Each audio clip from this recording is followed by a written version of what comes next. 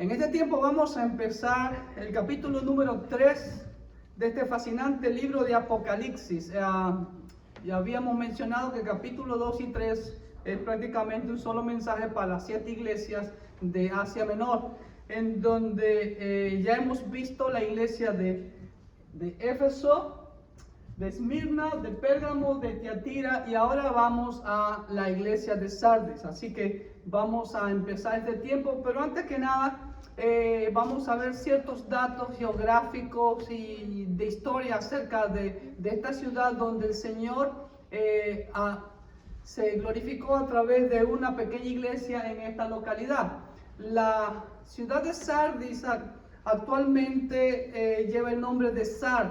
Ya prácticamente desapareció esta pequeña ciudad de Sardis. La palabra Sardis es plural. ¿Por qué es plural? Porque son dos Sardis. Eran dos Sardis, como ustedes pueden ver. Está ubicada en la provincia turca de Manisa, en la ladera septentrional del monte Tomolo. Actualmente se llama Bosdag. En el valle medio del río Pactolo, actualmente Gedis, que desemboca en el mar Egeo. ¿Sí ven? Esta es la ciudad de Sardis. Ustedes ven siempre una cadena montañosa y todo este río que va a desembocar en el mar Egeo. Desde Tiatira, que vimos la última vez, que actualmente hoy es la ciudad de Akhisar, hacia Sardis hay aproximadamente unos 60 kilómetros. Está muy cerca. Y desde Sardis hasta Esmirna, como ustedes pueden ver, ahí va y desemboca el río en el mar Egeo, prácticamente en el Golfo de Esmirna. ¿Sí? De Esmirna a Sardis, como ustedes pueden ver, hay 85 kilómetros aproximadamente. Y desde Éfeso, en donde fue la base de la plantación de estas iglesias, muy probablemente, hacia Sardis vemos que hay aproximadamente 125 kilómetros. Y como ustedes pueden ver, gracias a esta foto de Google Maps, tenemos cadenas montañosas aquí, cadenas montañosas acá, y en medio grandes valles con sus respectivos ríos, ¿no? Entonces, la ciudad de Sardis, como les decía, es plural porque eran dos Sardis, la Sardis de arriba y la Sardis de abajo. ¿Por qué la de arriba? Porque Sardis estaba sobre una meseta, no era una roca, era una estructura de difícil acceso, como tipo acantilado que tenía, ¿no? Y como era pequeño y la ciudad creció grandemente porque fue la capital del gran imperio de Lidia, ¿sí? Tuvieron que construir abajo en el valle, y de lo que queda de las ruinas de esa antigua ciudad, prácticamente está atravesada por una carretera, como ustedes pueden ver aquí. Aquí hay unas cuantas ruinas de Sardis, que hay una sinagoga, y también hay un coliseo ahí romano. Y acá, del lado de acá, vemos el famoso templo a Atenea, a la diosa de la fertilidad, como Cibeles también, y Afrodita también conocida. Así que esto es una foto de Google Maps y vamos a enfocarnos aquí en estas pequeñas ruinas que quedan hoy en día, pero que son muy preciosas y que lamentablemente, como ustedes pueden ver, están a la intemperie. ¿Ok? Ahí está Sardis, como ustedes ven, era una maceta. ¿Ok? Y aquí está la maceta ya vista desde abajo, desde el valle, y parte de los restos de la antigua ciudad. Esta maceta era difícil acceso, pero Sir William Rancid decía de Sardis que era el ejemplo más típico del contraste melancólico entre un pasado esplendoroso y un presente ruinoso. Sardis era la ciudad degradada. 700 años de que se le escribiera esta carta, Sardis había sido una de las mayores ciudades del mundo. Allí reinaba el rey de Lidia sobre su imperio con un esplendor oriental. El nombre Sardis, que es griego, que es plural, como ya lo mencioné, se trataban de dos pueblos, significa, adivinen lo que significa la palabra Sardis, significan los escapados o sobrevivientes.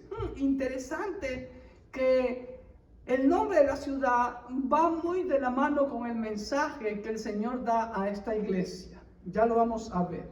El más famoso de los reyes de Sardis fue Creso, cuyo nombre se hizo un proverbio por la riqueza que él tenía.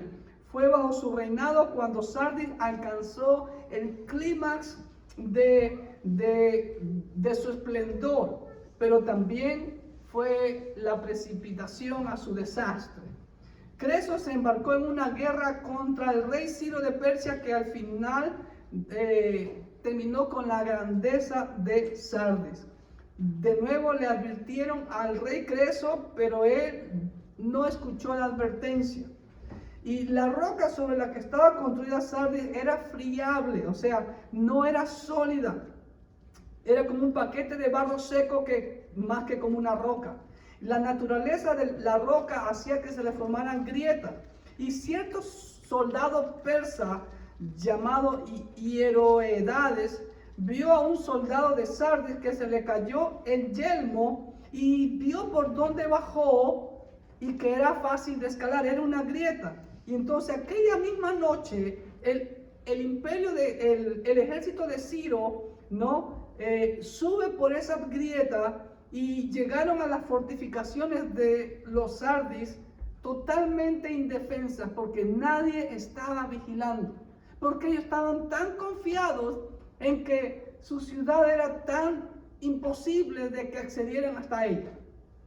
Los de Sardis se consideraban demasiado a salvo para tener que poner guardias a vigilar. Y así fue como cayó la ciudad de Sardis, una ciudad con una historia que sabía que le quería decir el Cristo resucitado cuando dijo velad. No sabía. Y así mismo, como la misma ciudad no velaba, Dios en su palabra, el Cristo encarnado, le dice a esta iglesia, velad. Desapareció de la historia Sardis bajo el dominio persa, pero durante 2 siglos, y a su debido tiempo se rindió a Alejandro Magno, que la convirtió en una ciudad de cultura griega. Y entonces la historia se repitió otra vez, porque después de la muerte de Alejandro Magno, como todos sabemos, su imperio fue dividido en sus 4 generales, ¿sí? Y uno de ellos estaba en guerra con otros que querían pugnar. El que estaba en poder de toda esta zona fue Antíoco. Pero asimismo, Antíoco sitió la ciudad durante todo un año y un soldado llamado Lágoras de Antíoco repitió la hazaña del soldado persa Hieroedades. Por la noche, con una banda de valientes, escaló los escarpados riscos y los de Sardis no aprendieron la lección y nuevamente se confiaron y nuevamente sucumbieron ante el ejército de Antíoco. A su debido tiempo, después llegaron los romanos y Sardis seguía siendo una ciudad rica. Era el centro de la industria de la lana. La ciudad de Sardis pretendía ser los que habían descubierto el arte de teñir la tela. Llegó a ser una ciudad romana de refugio. Y en el año 17 después de Cristo fue destruida por un terremoto que asoló toda la zona. Pero el emperador romano Tiberio tuvo la amabilidad de perdonarle el tributo durante 5 años y le hizo una donación de 10 millones de sestercios. Escuchen, como 100 millones de pesetas. Pero teniendo en cuenta que el jornal de un obrero era el equivalente a 10 pesetas. O sea, le dio hartísimo dinero para levantarla. Sardis tenía una comunidad judía grande y evidencia de eso es las ruinas que les voy a mostrar a continuación, en donde vemos una diría yo, súper lujosa sinagoga que el día que la visité nos quedamos sorprendidos. Los únicos que estábamos en toda esa ruina era mi esposa y yo, 2 pastores más y un hermano turco que era nuestro guía y una misionera ecuatoriana. Nos quedamos asombrados de ver la majestuosidad de esa sinagoga, aún a la intemperie abandonada y todo. Digo, ¿cómo habrá sido cuando estaba en pie originalmente? Nos quedamos asombrados. Ahora, cuando Juan le escribe esta carta, Sardis es una ciudad rica, pero totalmente degenerada. Hasta la antes gran ciudadela ya no era más que un monumento antiguo en la cima de la colina. Era una ciudad sin vida y sin espíritu. Sus habitantes eran muy blandos, eran muy dados fácilmente a la corrupción. Los descendientes de ellos perdieron la ciudad en 2 ocasiones porque eran demasiado perezosos para montar guardia. Además era centro de adoración de la diosa Cibeles, Artemisa o Diana. Estas son partes de las ruinas que hay actualmente. Esta es la espalda de un gimnasio romano que lo vamos a ver ya de frente. Esto era como una especie de una avenida en donde había muchos locales aquí, donde se vendían muchas cosas. Inclusive vimos que habían como tuberías. ¿Sí ven? Esta era una gran avenida que se ven algunas columnas ahí junto a mi modelito. Y todos estos locales habían tuberías, tenían un sistema de drenaje que, wow, para ese tiempo era muy avanzado. Recuerden que el emperador Tiberio invirtió mucho dinero para levantar esta ciudad. Ahí vemos toda esa avenida que había ahí y vemos inscripción, miren, de el emperador Calígula aquí. Lamentablemente, como está la intemperie, ustedes ven que está todo negro, ¿no? Si se le pega una lavada, se ve muy claramente la inscripción del nombre del emperador Calígula. Y esta es la entrada para la sinagoga con el fondo del gimnasio romano. Y ahí está la entrada de la sinagoga. Miren el bello mosaico que había en el piso. El día que fuimos estaba garuando y no había ningún turista excepto de nosotros. Fuimos los únicos en todas esas ruinas. Miren esto era como una especie de jardín central en donde había esta copa, o no sé cómo decirle, mírenle el tamaño. Y como ustedes ven, todo es mármol. Miren hacia el fondo donde se sentaban los ancianos de la sinagoga, todo es mármol. Los mosaicos en el piso. Ahí había una especie como de altar, qué sé yo. Y aquí tenemos el gimnasio romano también, al lado de la sinagoga, una estructura muy, muy bonita, muy preciosa, a pesar de el tiempo que ha transcurrido. Esta era una piscina que usaban los romanos, en donde estamos ahí. Y del otro lado de la ciudad estaba el famoso templo de Artemisa. Como ustedes pueden ver ahí, la famosa diosa Cibeles o también la famosa diosa Diana, cualquiera de esos nombres. Y nos llama mucho la atención por la estructura que vemos ahí. Esas columnas enormes. Vemos cómo los paganos dedicaban tanto tiempo, esfuerzo, dinero para construir estos templos a esos dioses paganos.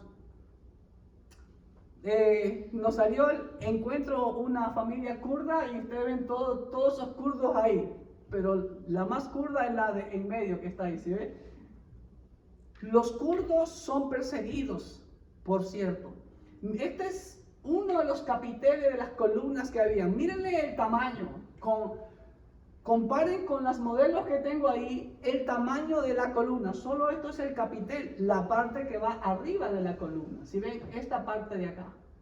Aquí está nuestro querido hermano Aliriza, que fue nuestro guía también. Y él también se subió a una de las columnas que está destruida.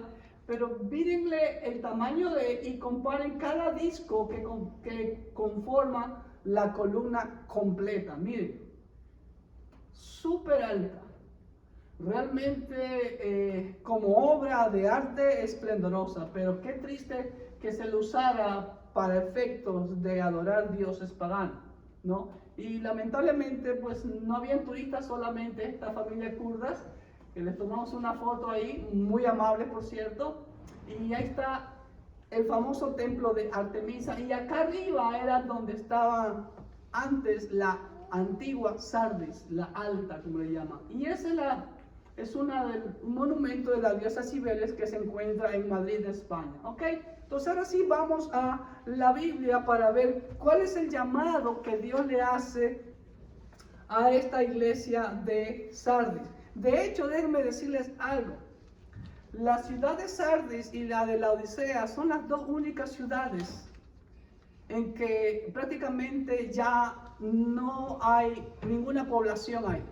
Cerca de ahí queda una ciudad que se llama Sard, pero no tiene nada que ver con Sardis, a excepción de las otras ciudades que hemos visto que está en medio de la nueva ciudad moderna, como por ejemplo Éfeso, como por ejemplo Esmirna. La antigua Esmirna está en el medio centro de la actual Esmirna. Pérgamo está en la parte de arriba. Thiatira, la ciudad actual, se llama Aquisar y está en como que fuera el parque central. Lo mismo Filadelfia, que lo vamos a ver después. Pero Sardis y Laodicea prácticamente desaparecieron. Y a excepción de Laodicea, escúcheme bien, esta es una de las reprensiones más fuertes que el Señor hace a esta iglesia. Entonces vamos a la hoja, a nuestra Biblia, versículo 1 de capítulo 3. Escribe al ángel de la iglesia en Sardis, el que tiene los 7 espíritus de Dios y las 7 estrellas, dice esto: yo conozco tus obras, que tienes nombre de que vives y estás muerto. ¿Ok? Como siempre, la primera frase: escribe al ángel de la iglesia en Sardis. ¿Ves la dedicatoria? ¿A quién va dedicado primeramente la exhortación? ¿A quién el Cristo encarnado, el dueño, amo de la iglesia, le exhorta primero? Al pastor, al siervo líder que está a cargo de la iglesia. Y eso es lo importante de notar. Como siempre, la exhortación va dirigida para el ángel, que significa el mensajero de Dios a esa iglesia. ¿Ok? A continuación dice: el que tiene los 7 espíritus de Dios. ¿7 espíritus de Dios? ¿O es solo un Espíritu Santo? Los 7 espíritus de Dios, mis amados, es una descripción de la plenitud, valga la redundancia, de la plenitud total del Espíritu Santo, lo completo del Espíritu Santo. Recuerde que el número 7 es el número de Dios. El número, como dice en el idioma griego, plerao, es lo completo, la plenitud total del Espíritu Santo. Y la procedencia expresa la relación eterna de las 3 personas de la Trinidad. Escuche bien, ¿quién está hablando aquí? Está hablando Cristo Jesús, el amo de la iglesia. Y dice: el que tiene los 7 espíritus de Dios. Entonces ahí está implícita la doctrina de la Trinidad, que también lo vemos en capítulo 4, versículo 5, cuando Juan ve la visión en el cielo, que lo vamos a estudiar después, y dice así: y del trono salían relámpagos y truenos y voces, y delante del trono ardían 7 lámparas de fuego, las cuales son los 7 espíritus de Dios. Lo vuelvo a mencionar. Vuelvo y repito, es la plenitud del Espíritu Santo. Las 7 estrellas, ya lo habíamos visto, expresa el control que tiene Cristo de los mensajeros y de todas las iglesias. Él es el dueño de la iglesia, no el pastor, menos los diáconos y menos la congregación. Él es el amo de la iglesia y está en control, por eso tiene las 7 estrellas en su mano, dice, ¿ok? El omnisciente Cristo, miren lo que dice: yo conozco tus obras. Vemos la omnisciencia de nuestro Señor. Y aquí viene ya el reclamo. Aquí viene la exhortación. Le dice que tienes nombre de que vives. ¿Ok? Pronuncia sus acusaciones del Señor. La primera acusación es una falsa reputación de vida. Tienes nombre de que vives, es decir, dices que eres iglesia, pero no eres iglesia. Ojo con ello, ¿ok? Decían ser iglesia, pero para Cristo estaba muerta. Sardis no tenía ningún ataque del exterior. Es más, Sardis no sufría persecución. Como vimos que otros hermanos sí pasaban persecución, acá no. No había peligro exterior ni interior, ni por parte de los paganos ni de los judíos. Estaba tan muerta que no valía la pena atacarla. Selah. Hoy en día, amados hermanos, puede suceder lo mismo. Hoy en día hay iglesias tipo Sardis. Hoy en día, primeramente, hay personas como la iglesia de Sardis. Sí, que dicen ser cristianos, pero no son. Están muertos espiritualmente todavía. Pueden atender una iglesia. Pueden asistir a todos los servicios. Pero están muertos espiritualmente todavía porque sus vidas no dan frutos.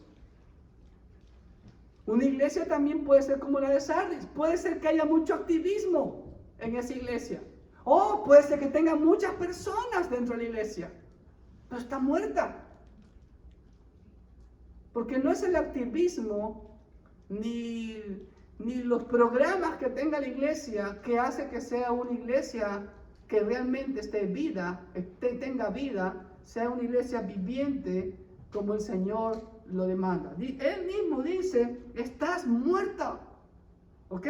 Siguiente acusación, mire el versículo 2 dice, sé vigilante y afirma las otras cosas que están para morir, porque no he hallado tus obras perfectas delante de Dios. Ojo, lo que el Cristo preexistente le acusa a la iglesia de Sardis. Sé vigilante. Es un imperativo en tiempo presente. El cristiano constantemente está en vigilancia. Es un soldado que no baja la guardia. Porque el enemigo anda como león rugiente buscando presa a quien devorar. El enemigo no descansa, no da tregua 24/7. Así que el cristiano tiene que ser ese atalaya que está vigilante, siempre con la lámpara encendida. Me encantó esta ilustración, gracias a la persona que lo subió al internet. ¿Sí? Y avisa a los otros del peligro que hay. Así es, está siempre atento. ¿Ok? Y miren que tiene acá el rollo, la escritura, así es, con la palabra de Dios, lleno del Espíritu Santo, proclamando, no quedándose callado. ¿Ok? Entonces, sé vigilante, le dice. Es una exhortación y una orden a ser vigilante. El Señor lo dice a través de Pablo en Efesios 6:11. Miren lo que dice Efesios 6:11. Dice así, vestidos de toda la armadura de Dios para que podáis estar firmes contra las acechanzas del diablo. ¿Y cuándo acecha el diablo? ¿Un día a la semana? Pero la gente va un día a la semana, como que un día a la semana acecha el diablo, es todos los días. Primera de Pedro 5:8-9 también dice que el diablo anda como un león rugiente buscando presa a quien devorar. ¿Y a quién cree que va a devorar? A los que son enemigos de él, no a los que están haciendo lo que a él le agrada, como la iglesia de Sardis. No, Satanás no se inmutaba. ¿Por qué? Porque era de ellos, porque estaban haciendo cosas que no eran realmente la voluntad de Dios. ¿Ok?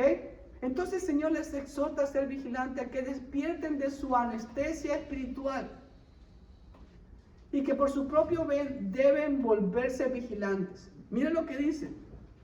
Afirma las otras cosas que están para morir. Ojo, afirma las otras cosas que están para morir. Significa que ya habían cosas muertas en esa iglesia. ¿Se dan cuenta? ¿Ok? Los pocos valores y las pocas personas espirituales que aún quedaban debían ser levantados. Si no, también iban a morir. Otra acusación. Porque no he hallado tus obras perfectas delante de Dios. Escuche bien lo que el Cristo, el amo de la iglesia, le dice a la iglesia de Sardis. No he encontrado tus obras perfectas delante de Dios. O sea, había obras. ¿Ok? ¿Pero qué tipo de obras? Cuidado. No todo lo que se hace en las iglesias hoy en día es realmente de Dios.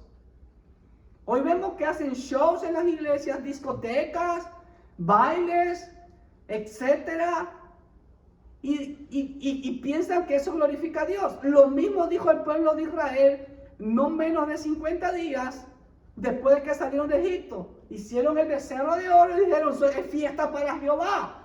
Y porque mencionan a Jehová, es fiesta para Jehová. Como fiestas paganas que celebran hoy en día los cristianos. He visto iglesias que hasta contratan un helicóptero para tirar huevitos de conejo cuando viene el Easter. Iglesias americanas. La palabra Easter, por cierto, no aparece en la Biblia. Y todo ese tipo de cosas que Dios no aprueba. Son obras, pero no son perfectas. Entonces, ¿cuáles son las obras perfectas que Dios desea que hagamos? Lo que hizo el Señor Jesucristo, lo que vino a hacer Cristo Jesús. Vino a hacer la voluntad del Padre, vino a anunciar las buenas nuevas del Evangelio, vino a deshacer las obras del diablo y vino a morir por nosotros. Nosotros no vamos a morir por nadie, pero nosotros vamos a vivir para Cristo, haciendo la voluntad de Él, andando en santidad, proclamando las buenas nuevas y sirviendo, siendo de instrumento para ganar a otras personas para Cristo. Si no estamos haciendo eso, el resto que estemos haciendo son obras muertas. Lo dice el Señor, no lo digo yo. ¿Ok? Entonces tenían que ser levantados. No he hallado tus obras perfectas delante de Dios, aunque hacían obras, pero las mismas no eran para la gloria de Dios, como ya mencioné. ¿Ok? Podemos hacer mucho entretenimiento. ¿Sí? A veces iglesias gastan muchos recursos en entretener. Y esas son las iglesias que se llenan. Pero la iglesia no es un circo, la iglesia no es un teatro, la iglesia no es un centro de entretenimiento. La iglesia es el lugar donde los cristianos venimos a adorar al Señor y venimos a capacitarnos más y más para cuando salimos de este lugar, salimos a servir. Amén. Versículo 3. Otra exhortación. Acuérdate. Nuevamente está en imperativo, voz activa, tiempo presente continuo. ¿Cuándo debo de acordarme? Hoy, mañana y hasta el último día que Dios me dé vida. Acuérdate pues de lo que has recibido, lo que has oído y guárdalo, obedécelo. Y arrepiéntete. Pues si no velas, vendré sobre ti como ladrón y no sabrás a qué hora vendré sobre ti. Nuevamente vemos la exhortación a arrepentirte. Ahora, es una exhortación y mandato de recordar y persistir en lo fundamental. ¿Qué ha recibido el creyente? ¿Qué ha recibido el cristiano? Yo siempre lo digo a la luz de la Biblia. Una salvación completa por la fe en Cristo Jesús y todas las implicaciones que eso lleva. ¿Qué significa? Hemos sido nuestros pecados perdonados, echados al fondo de la mar, hemos sido justificados, hemos sido reconciliados con Dios, hemos sido santificados, somos convertidos en hijos de Dios, somos miembros de la iglesia, fuimos llamados a ser embajadores del Señor, etcétera, etcétera, etcétera. Recibimos un combo. Por eso dice, acuérdate lo que has recibido, el perdón que ni tú, ningún ser humano lo podemos comprar con nada. Debemos tenerlo presente cada vez y cuando, ¿ok? Que hemos recibido el Espíritu Santo y que hemos recibido el privilegio de ser instrumentos de Dios para su gloria. Como dice Pablo en 2 Corintios 5, 17 al 20, ¿no? Somos los reconciliadores del mundo para con Dios. Somos los embajadores de Cristo. Él puede hacer su obra solo, porque Él es todopoderoso. Pero Él te ha dado a ti y a mí el privilegio de ser sus embajadores, sus heraldos, sus instrumentos de salvación a esta humanidad. Así como alguien fue para con usted, así mismo tenemos que hacerlo. Ahora, el mandato es así. La palabra arrepiéntete significa en una forma inmediata. Y el mandato de arrepiéntete será obedecido inmediatamente, escúcheme bien, en el verdadero cristiano. Si no se arrepiente urgentemente, significa que nunca recibieron la salvación. Y estarán sujetos al juicio del Señor, quien en forma sorpresiva dice que vendrá como ladrón en la noche y nunca sabrá la hora en que les cae el juicio de Dios. El Señor lo dijo en Mateo 24, 43. ¿No? Ahora, ¿para quién va a caer como ladrón en la noche? No para el creyente, para el verdadero cristiano, no, porque el verdadero cristiano siempre está velando, siempre está listo. El verdadero cristiano está viviendo su vida en este momento como que en este momento el Señor viene. Pero el que no está en Cristo, como dice el apóstol Pablo, le va a sorprender la venida del Señor como ladrón en la noche. Así que todos esos pasajes hablan sobre eso, que Él va a venir como ladrón en la noche, pero no para usted y para mí, si somos verdaderos hijos de Dios, si estamos haciendo la voluntad del Señor. Amén. Versículo 4. Pero tienes unas pocas personas en Sardis que no han manchado sus vestiduras y andarán conmigo en vestiduras blancas porque son dignas. Ojo con eso. ¿Cuál es el principio que vemos ahí? El principio o la doctrina del remanente. Así es. Miren, esa es una triste realidad. Cuando predican lo que quieren escuchar la gente, ahí van multitudes. Pero cuando predican lo que dice la palabra de Dios, son pocas. ¿No? Como había otra ilustración por ahí. Un culto de oración, así mismo. Pero un concierto cristiano, van y pagan. Y quieren estar en la primera fila. Pero cuando vienen a la iglesia, se quieren sentar a lo más al fondo, a la pared. Como vemos en la ilustración cada domingo, ¿no? ¿Me entienden? Así que el remanente, hermano querido. La doctrina del remanente vemos aquí, ¿no? Mira lo que dice, pero tienes unas pocas personas, ojo, pocas personas en Sardis que no han manchado sus vestiduras. ¿Ok? La doctrina del remanente la vemos por toda la Biblia, hermanos queridos. Allá en 1 de Reyes 19:18, el Señor le dice a Elías, ¿no? Elías dice, yo solamente he quedado, un momentito, Elías, hay 7,000 que no han doblado sus rodillas a Baal. También en 2 de Reyes habla del remanente. Pablo también en Romanos 9:27 habla del remanente. Así que vemos por toda la Biblia. Israel siempre tuvo un remanente. O sea, un pequeño grupo que realmente era fiel, que iba contra la corriente de la mayoría. Hoy en día pasa lo mismo, Hay un reconocimiento a este pequeño grupo, a este pequeño remanente, que por cierto era pequeño en Sardis, ¿no? Que no se había contaminado con el materialismo, con los placeres, con la mundanalidad, a pesar de la presión cultural. ¿Ok? Y vemos la promesa de andar en comunión íntima con el Señor. Dice, mire lo que dice al final del 4. Y andarán conmigo, caminarán conmigo en vestiduras blancas porque son dignas. Caso específico, ¿no? Vemos que no fue traspasado al cielo, caminó con Dios. ¿Sí ven? Así mismo es lo que quiere decir. Ahí vemos ya ese ejemplo. Vemos la promesa de andar en comunión íntima con el Señor, en pureza. Las vestiduras blancas hablan de eso, de pureza. También hablan de santidad y por la perpetuidad. Según encontré en mis libros, en los templos paganos antiguos, si una persona entraba con vestiduras sucias, no lo dejaban entrar. Imagínense. Pero hoy en día, ¿cómo queremos venir a la iglesia? ¿Como andamos allá afuera en el barrio? ¿O venimos a un lugar donde mostramos reverencia aún en eso? ¿Ok? Pero también era un incentivo para todo creyente. Quien ha sido digno de estar en la presencia del Señor, también era signo de que estaba invitado a la fiesta. ¿Ok? Pero, claro, solamente por los méritos de nuestro Señor Jesucristo, como dice Romanos 5:1. ¿Ok? Ahora, hoy en día vemos eso. Sí, hay un remanente fiel en todas partes del mundo.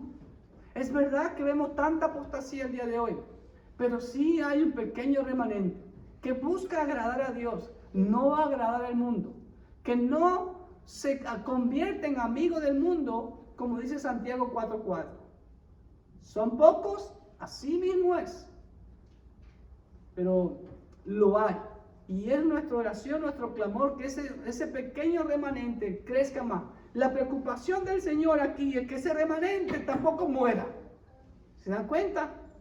Así que una iglesia pequeña no es sinónimo de que, es una iglesia que está muerta. ni tampoco una iglesia grandísima con miles de miembros no significa que es una buena iglesia o una iglesia que está viva. Cuidado. La Biblia dice claramente, por su fruto los conoceréis. Ya el Señor dijo, tus obras no están perfectas delante de Dios. ¿Ok? Número 5. El que venciere, aquí viene la promesa, será vestido de vestiduras blancas, y no borraré su nombre del libro de la vida, y confesaré su nombre delante de mi Padre y delante de sus ángeles. Ok. La Biblia habla claramente que el reino de los cielos es para los Nikon. Nikon es la palabra para vencedores. ¿Ok? La Biblia tajantemente hace ver que en este mundo hay dos tipos de personas, los vencedores y los perdedores. Y la Biblia dice claramente en 1 Juan 5:5, ¿quiénes son los vencedores? Aquellos que creen que Jesucristo es el Señor, aquellos que hacen lo que Cristo hizo en este mundo. Eso significa creer, ¿ok? Así que serán galardonados con vestiduras blancas, su nombre estará inscrito en el libro de la vida. Ya vamos a hablar sobre eso un poquito más, vamos a andar un poquito más sobre eso, ¿ok? Recordemos, ¿qué pasó? Ahí no hubo animación, sorry, error de la secretaria. Recordemos que el reino de los cielos es solo para los vencedores. Apocalipsis 21:8 dice que los cobardes no entrarán al reino de los cielos, sino que serán lanzados al lago de azufre y fuego que arde por toda la eternidad. ¿Sí ve? Los vencedores y los perdedores. Las vestiduras blancas significan pureza, significan comunión con Cristo, santidad, significa victoria sobre la corrupción, victoria sobre el pecado. Y también una exhibición de fiesta, como dije hace un momento, ¿no? En los coliseos romanos se les daba ropa blanca a aquellos que eran, solamente aquellos que eran convidados a la fiesta después del evento. El libro de la vida. ¿Qué es el libro de la vida? El libro de la vida es una doctrina que se ve en todo el antiguo pacto y en el nuevo pacto. ¿Ok?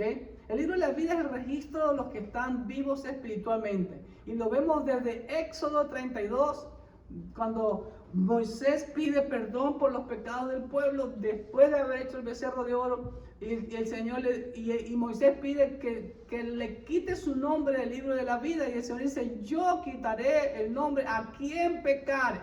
Venga conmigo a Éxodo, capítulo 32. Específicamente el versículo 32, si no me falla la memoria.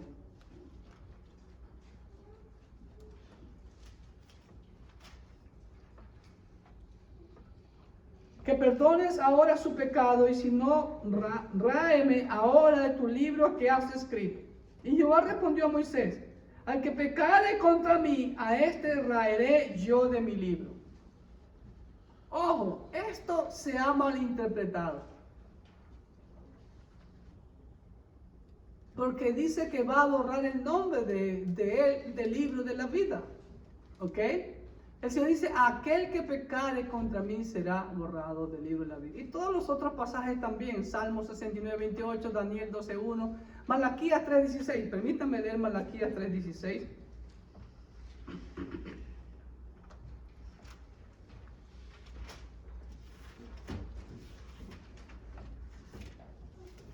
Dice así. Entonces los que temían a Jehová hablaron cada uno a su compañero. Escuche bien el contexto, lo que dice Malaquías 3:16.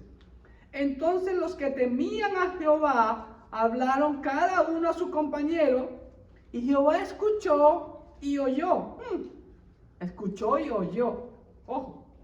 Y fue escrito el libro de memoria delante de él para los que temen a Jehová y para los que piensan en su nombre. Piensan es presente continuo. Todo el día está pensando en el nombre del Señor. ¿Ok? Eso dice Malaquías 3:16. En Lucas 10:20 también el Señor le dijo a sus discípulos, no se maravillen de que los demonios salgan cuando ustedes los expulsan, sino que asegúrense de que estén escritos en el libro, estén escritos su nombre en el reino de los cielos. ¿Ok? Pablo en Filipenses 4:3, en 1 Juan 5:1, Apocalipsis, todas esas citas que ustedes ven ahí, 13:8, 20:15, 21:27, da a entender del libro de la vida. Ahora, ¿Quiénes son estos que están en el libro de la vida? Aquellos que no solamente profesan su fe en Cristo Jesús, sino que viven y permanecen reflejando a Cristo con su vida día tras día, día tras día. Ahora, escúcheme bien. La pérdida de la salvación no se enseña en ningún pasaje de la Biblia. Hay más de 150 pasajes que enseñan la seguridad de la salvación, dice el doctor Eris Carballosa. Y para muestra algunos botones ahí. Juan 5:24. ¿Qué dice Juan 5:24? El Señor dice así: de cierto digo, el que oye mi palabra y cree el que me envió tiene vida eterna y no vendrá condenación, mas ha pasado de muerte a vida. Es un tiempo auristo en griego que nunca más vuelve a suceder. No puede volver a morir. Ha pasado de muerte a vida. ¿Ok? 10 de Juan 27-29 dice así: mis ovejas oyen mi voz y yo las conozco y me siguen. Y yo les doy vida eterna y no perecerán jamás. ¿Se dan cuenta? Ni nadie las arrebatará de mi mano. Mi Padre que me las dio es mayor que todos y nadie las puede arrebatar de la mano de mi Padre. ¿Escuchó? Nadie nos puede arrebatar de la mano del Padre. Ahora, el verdadero creyente, el verdadero Hijo de Dios. Romanos 8:1 dice: ninguna condenación hay para los que están en Cristo Jesús, los que no andan conforme a la carne, sino conforme al Espíritu. Romanos 11:29, Filipenses 1:6, Éxodo 32:32, ya acabo de leerlo. Ahora, ¿por qué algunas personas dicen que la salvación se pierde? Porque en Éxodo 32, versículo 33 específicamente, 32 y 33, cuando Moisés le pide al Señor que borre su nombre, dan a entender que, el nombre se puede borrar. ¿Ok? Ojo, el libro de la vida. ¿Y cuál es ese libro de la vida? La Biblia dice claramente que el alma que pecare esa morirá. Creemos que desde que antes de que la persona nazca, ya en la omnisciencia, en la eternidad de Dios, ¿no? Ya sabe Él quiénes son los que van a ser salvos, ¿ok? Todos nacemos en el libro de la vida. Porque cuando nacemos, la Biblia dice que el que comete pecado, a ese le raeré del libro de la vida. Y la Biblia nos dice claramente, por ejemplo, de que un bebé, si muere, ¿a dónde va? Al cielo. ¿Por qué va al cielo? Porque no ha cometido pecado. Cuando David cometió el pecado con Betsabé, tuvo un hijo, Dios le quitó la vida. Preguntamos, ¿a dónde fue ese niño? ¿Al infierno? No, de ninguna manera. Porque Dios es misericordioso y Él dice claramente, el alma que pecare, esa morirá. El niño había pecado en ninguna manera. Y por eso David dice, ya murió el niño, yo no lo puedo traer, yo voy a él. ¿Sí ve? La seguridad de David, ¿a dónde iba? Al cielo, a la presencia del Señor, donde su hijo estaba. ¿Por qué? Porque de acuerdo como el Señor le dice a Isaías que le diga al rey Acaz, que estaba con temor porque Peca y Resín, Peca era el rey del reino del norte de Israel y Resín era el rey de Siria, se habían confabulado para atacar al reino del sur Judá, que en ese tiempo el rey era Acaz. Entonces el Señor le dice a Acaz a través de Isaías, pídeme una señal, y dijo, no voy a pedirte señal. Ok, muy espiritual, pero el Señor dice, señal te será dada. Ahí viene el famoso verso de Isaías 7:14, ¿no? La Virgen concebirá y dará a luz un hijo y llamará su nombre Manuel, que fue un cumplimiento primario en el hijo de Isaías y después en la persona de nuestro Salvador Jesucristo, 700 años después. Ahora bien, cuando nace Emanuel, el hijo de Isaías, le dice claramente en los siguientes versículos, mire exactamente lo que el Señor le dice. Isaías 7:14 en adelante. Por tanto, el Señor mismo os dará señales aquí que la Virgen concebirá y dará a luz un hijo y llamará su nombre Emmanuel. Emmanuel comerá mantequilla y miel hasta que sepa desechar lo malo y escoger lo bueno. Hasta que sepa desechar lo malo y escoger lo bueno. Ahí comienza, aunque todos nacemos con la naturaleza pecaminosa, no nacemos pecadores. Pero el momento en que ya se activa nuestra fábrica de hacer pecado, en ese momento ya nuestros nombres son borrados del libro de la vida. Y claro, ¿cómo nos inscribimos nuevamente? Cuando ponemos nuestra fe en Cristo Jesús. Esa es mi postura con respecto a esto. Porque aquí dice el Señor, porque antes que el niño sepa desechar lo malo y escoger lo bueno, la tierra de los dos reyes, del rey de Israel y del rey de Siria, que tú temes, será abandonada. Entonces está dando un plazo de tiempo, ¿no? Y Dios en su misericordia, sabemos como le dice, no, que los niños, dejarlos a ellos, porque de ellos es el reino de los cielos también. Entonces, pero no significa tampoco, cuidado, en que, yo soy salvo, pero puedo perder la salvación. Eso no existe en la Biblia. Porque si tú realmente eres salvo, vuelvo y siempre insisto en esta ilustración. Si yo suelto este dispositivo, ¿qué pasa si yo abro mis dedos? Inmediatamente, no después de 3 segundos ni de 1 hora, inmediatamente va a ocurrir algo. Es lo que se llama la ley causa y efecto. Inmediatamente, ¿qué va a pasar? Va a caer. Y segundo, ¿qué va a pasar? Va a golpear contra el piso y se va a dañar posiblemente.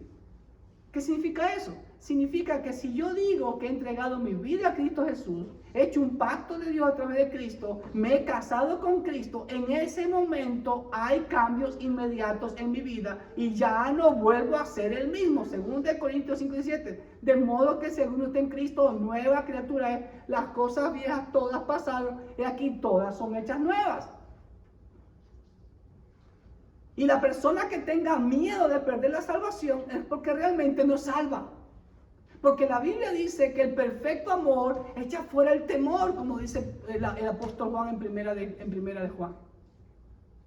Así que nadie puede perder algo que no tiene. El verdadero cristiano no anda temiendo, sino que está enfocándose en hacer la voluntad del Señor día tras día. Amén. Así que, y eso es lo que el Señor nos va a recompensar. ¿Ok?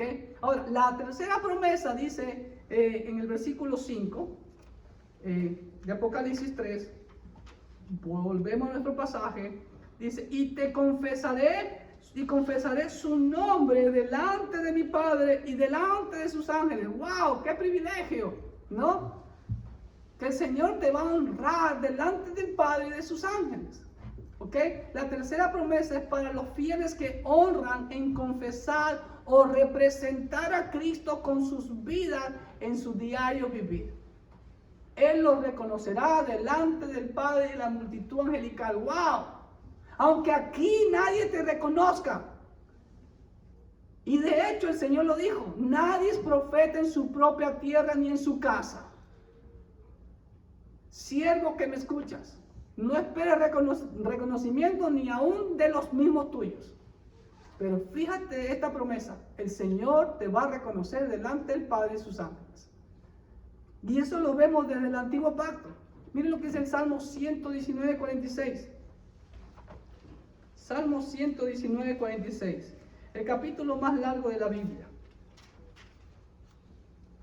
Hablaré de tus testimonios delante de los reyes, dice el salmista, y no me avergonzaré. Aleluya. El Señor también en Mateo 10:32. Miren lo que dice. Mateo 10:32. A cualquiera pues que me confiese delante de los hombres, yo también le confesaré delante de mi Padre que está en los cielos. ¿Ok? Pero a cualquiera que me niegue delante de los hombres, yo también le negaré delante de mi Padre que está en los cielos. Y un versículo muy conocido, Romanos 1:16, que dice: porque no me avergüenzo del Evangelio, porque es poder de Dios para salvación a todo aquel que cree, al judío primeramente y al griego también. ¿Se dan cuenta? Así que el verdadero cristiano está pensando en el Señor, está pensando cómo presentar a su amo, cómo presentar a su esposo Cristo ante los demás. Como el Señor lo dice, no es que si alguien va y pierde un drama o pierde algo, y cuando lo encuentra, no va a carrerita y dice a su vecino: ¡ah, encontré lo que se me había perdido!